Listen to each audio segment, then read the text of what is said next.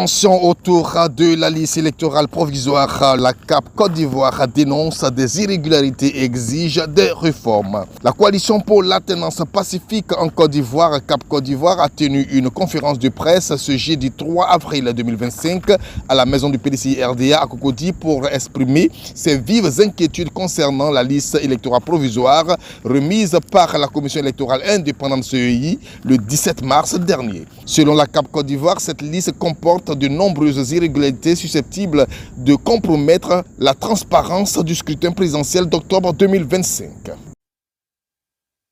La CEI a convoqué le lundi 17 mars 2025 une rencontre avec les partis, les groupements politiques et les organisations de la société civile à son siège. Ils ont, à leur arrivée, été surpris de constater un impressionnant dispositif de policiers avec plusieurs cargos à l'intérieur du siège et sur un important périmètre même autour du bâtiment. Il est évident que cette disposition crée un climat de belligérance et indique clairement que l'opposition et les organisations de la société civile ne sont pas perçues comme des partenaires, mais surtout et plutôt des adversaires, et même comme une menace. La rencontre, ce jour-là, s'est donc faite de façon unilatérale et s'est achevée par la remise des supports numériques de la liste électorale provisoire. L'analyse de la liste électorale provisoire révèle, selon la CAP Côte d'Ivoire, plusieurs irrégularités majeures. Exclusion de nouveaux majeurs de 2025, la liste repose sur la révision de 2024 et n'intègre pas les jeunes ayant atteint l'âge de voter en 2025. Données incomplètes ou incohérentes, 5 14 479 électeurs seraient enregistrés avec des informations erronées concernant leur identité et leur filiation.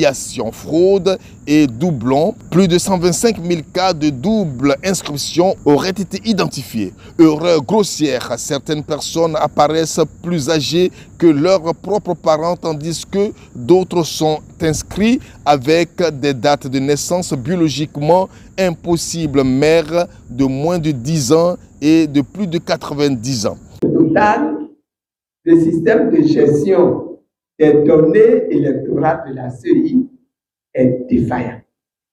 Il est défaillant.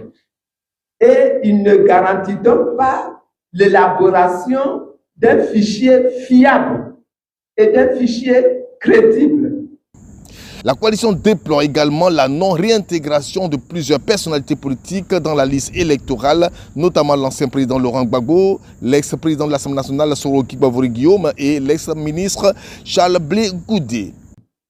La CAP Côte d'Ivoire réaffirme son attachement à la démocratie, son attachement au dialogue politique et à l'organisation d'élections transparentes et crédibles.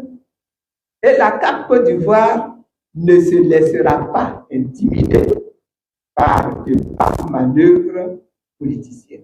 Par ailleurs, Mme Simone Eivie Gbagbo, porte-parole de la coalition, dénonce une campagne de dénigrement contre Tidiane Thiam, président du PDCI RDA et coordonnateur de la CAP Côte d'Ivoire, qui serait victime de tentatives d'exclusion politique.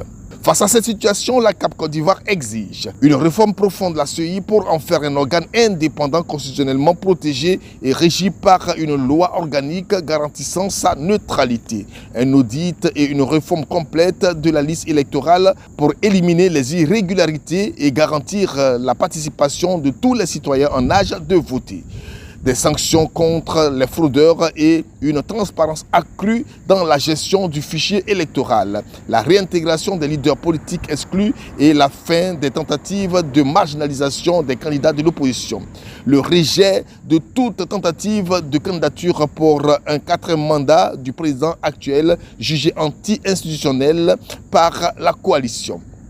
L'enjeu majeur de la présente position de la CAP Côte d'Ivoire est d'assurer à terme la victoire de la démocratie, la victoire de la justice, la victoire de la paix, avec une majorité écrasante en vue de permettre la reconstruction dans notre pays d'un état de droit, d'un état démocratique, avec des populations réconciliées et un état où il fait à nouveau convivre. Il faut dire que le climat politique s'annonce tendu à quelques mois des élections présidentielles. Reste à voir si le gouvernement acceptera d'engager un dialogue inclusif ou si la crise électorale s'aggravera à l'approche du scrutin.